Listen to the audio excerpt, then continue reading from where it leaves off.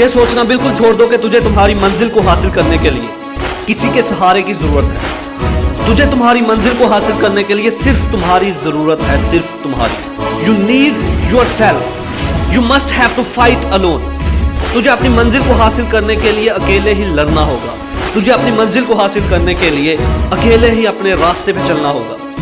लोग उस वक्त तुम्हारा साथ देंगे जब तुम अपनी मंजिल को हासिल कर लो।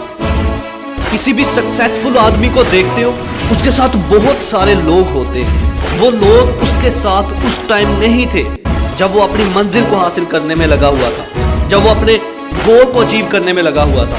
ये सारे लोग उस वक्त आए थे जब उसने अपनी मंजिल को हासिल कर लिया था। तुम्हें सिर्फ तुम्हारी जरूरत है, तुम्हें अकेले ही लड़ना होगा, तुझे अकेले ही अपनी मंजिल को हासिल करना होगा। That's it.